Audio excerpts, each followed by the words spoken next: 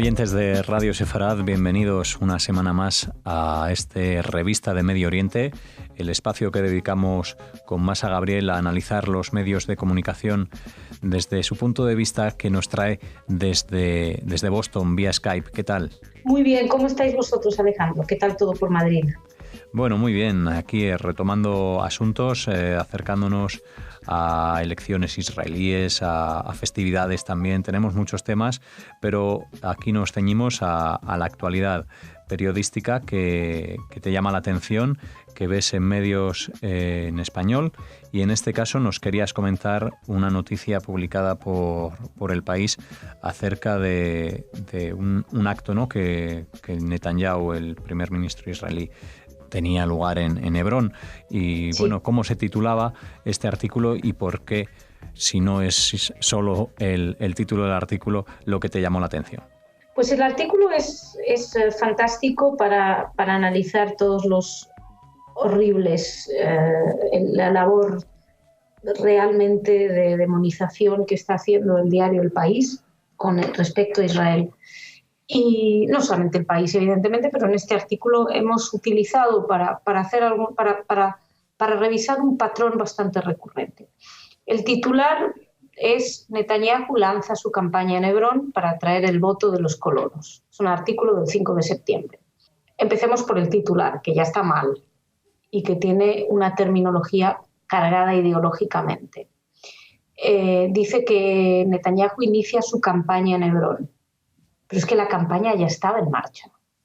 De hecho, es gracioso porque tienen una gran obsesión por las campañas. Unos días antes, el titular con otro titular, el País con otro titular que estaba mal y que lo vimos aquí en Radio Sefarad, lo comentamos, decía que la purificación femenina como argumento en la campaña electoral de Israel.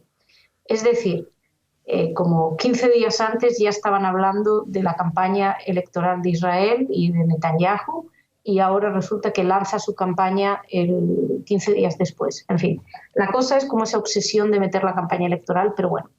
Es muy importante explicar a qué iba Netanyahu. Como lo has dicho, Netanyahu iba a conmemorar los 90 años de la matanza de Hebrón.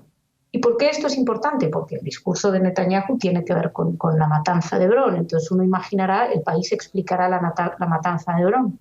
Pues no. El País parece silenciar todo lo que pueda ampliar la comprensión del conflicto.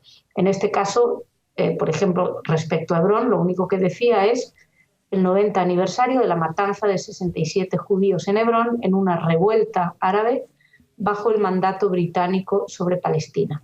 Ni un solo comentario más.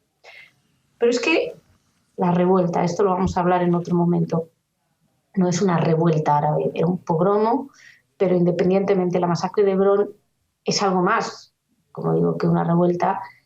Hebrón es la primera comunidad judía, históricamente. Miles de años de presencia judía. Después de esos miles de años, 67 judíos fueron asesinados por árabes. Los supervivientes fueron expulsados, se les robaron los bienes. Y lo que es muy importante, esta revuelta que dice El País, a la que no le da más valor, pero que explica por qué los judíos tuvieron que marcharse. Y lo que es muy importante es que no sale de la nada, no surge de la nada. Surge a raíz de los libelos y de las mentiras del gran muftí de Jerusalén. El gran muftí de Jerusalén estaba detrás. Afirmaba que los judíos estaban poniendo en peligro los lugares sagrados musulmanes, hablando del monte, el templo familiar, ¿no? ¿Os suena? Esto es algo que dicen muy a menudo y que crea estos pogromos. En este caso creó un pogromo, y los árabes arrasaron. Fue una matanza y que explica por qué no había más judíos después. A excepción de breves periodos, de hecho, los judíos estuvieron en Hebrón de manera continua. Hubo que esperar a la matanza de Hebrón y luego en el 31, 2 años después, intentaron reconstruirse, pero en el 36 hubo más disturbios, más ataques, y las autoridades británicas se llevaron a los judíos de Hebrón, no les permitieron regresar a sus hogares. Y a partir de ese momento ya no hubo judíos por más de 30 años.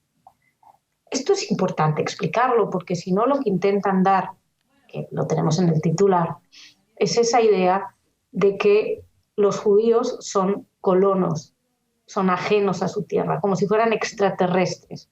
Pero no son extraterrestres, tienen orígenes, e insisto, es la comunidad más antigua. Y este punto, que es el punto 3 del que quería hablar, de los judíos como elementos extraños a su tierra ancestral, es algo en lo que incide casi todos los artículos del país. La gran mayoría de los artículos que realizan respecto a los palestinos y a los israelíes se centran en describir a los israelíes como colonos. Nunca hay un solo artículo que explique su vinculación con la tierra, con su tierra ancestral.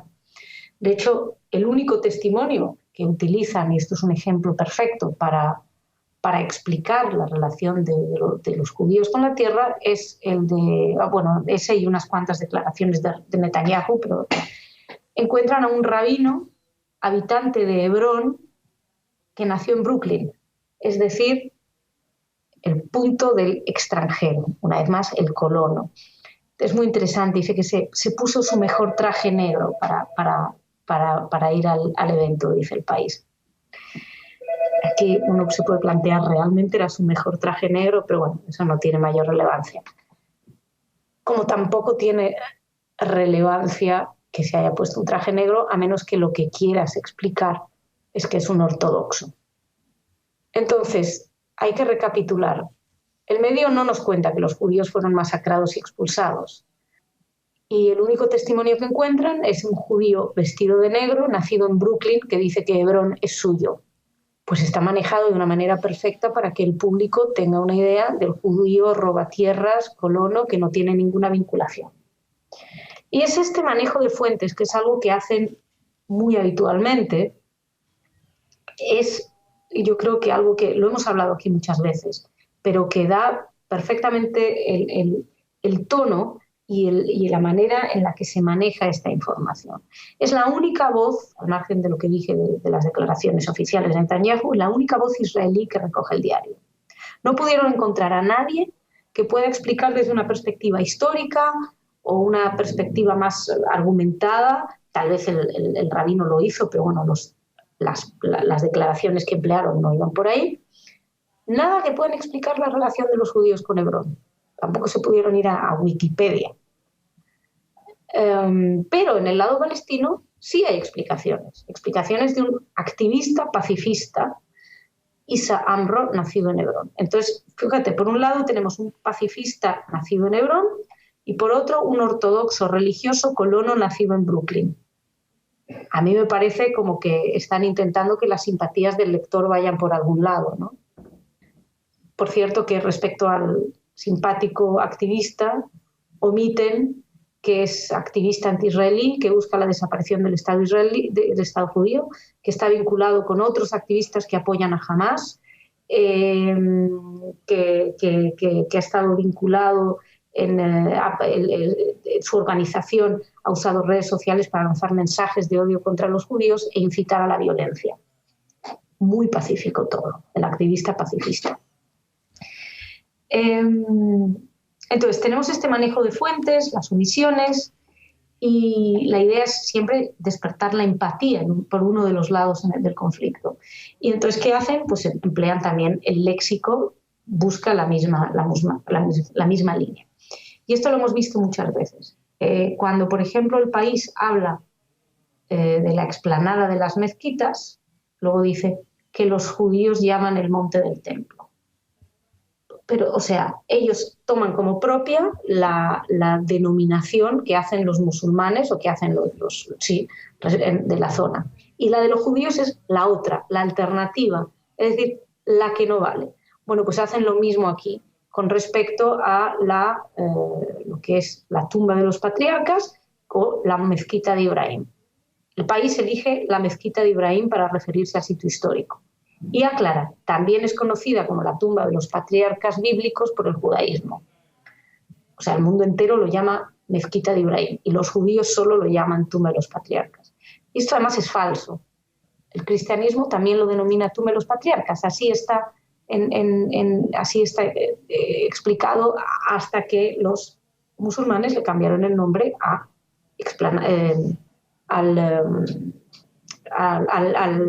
la mezquita de Ibrahim.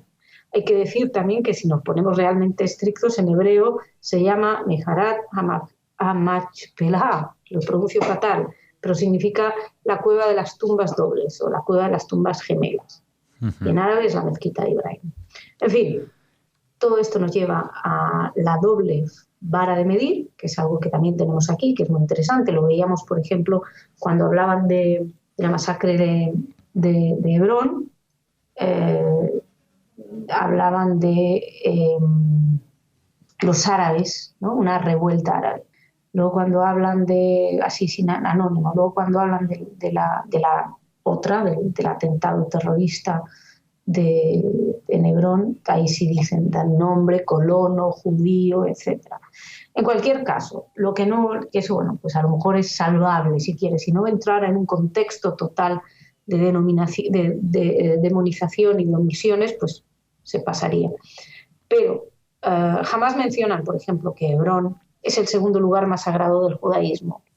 Sin embargo, cada vez que hablan de la explanada de las mezquitas, dicen que es el tercer lugar más sagrado del Islam. O sea, para unos sí explican la reivindicación, el origen de la reivindicación musulmana por la explanada de las mezquitas, pero con respecto a la tumba de los patriarcas, no se menciona en ningún momento que es el segundo lugar más sagrado del judaísmo.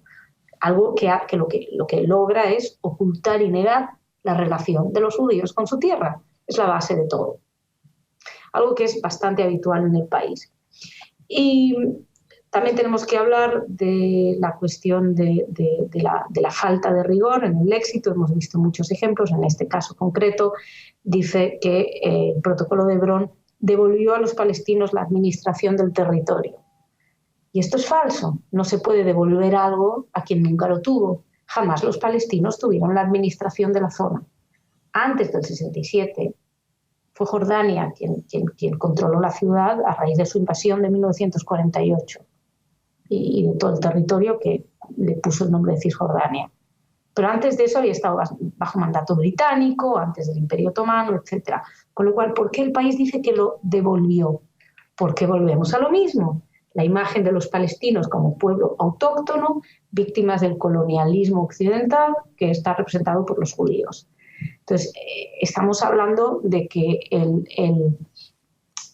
la imagen que se puede llevar cualquier lector asiduo del diario El País es una imagen profundamente anti-israelí, profundamente desinformado. Es una persona que tan solo lea el diario El País tiene unas lagunas históricas y de conocimiento tremendas. Bueno, toda una serie de elementos que se han vertido aquí en este artículo que Masa Gabriel nos ha acercado hasta Radio Sefarad, que suman, ¿no?, a esos argumentos que dan más peso a la otra parte, ¿no? Dejan de lado a Israel y siempre en un segundo plano. La próxima semana tendremos ocasión de charlar ya cuando se hayan producido las elecciones, si no me confundo, tanto martes, miércoles, cuando establezcamos la cita, tendremos oportunidad de que ya hayas podido analizar alguno de los artículos que se refieran a estas elecciones en Israel. Pero bueno, no sabemos lo que va a pasar, quizá haya otros asuntos, pero este sin duda es el que más de actualidad estará entonces y te esperamos. Yo me puedo arriesgar a vaticinar algunos titulares. Bueno, pues danos ese vaticinio. Triunfa la ultraderecha, el gobierno más de derechas desde el momento. No sé, meterán algo de ortodoxos y extremistas. Bueno. Te digo, independientemente de los resultados, siempre son ortodoxos y malísimos, porque son judíos, no lo olvidemos. Bueno, pues hasta aquí esta revista de Medio Oriente que Masa Gabriel, como decía, nos acerca cada semana a Radio Sefarad. En la página web revistamo.org tienen más artículos relacionados con todos estos análisis. Y a ti, Masa, nada, agradecerte como siempre tu presencia y tu colaboración con Radio Sefarad, y nos escuchamos la semana que viene. Hasta la semana que viene, Alejandro. Gracias.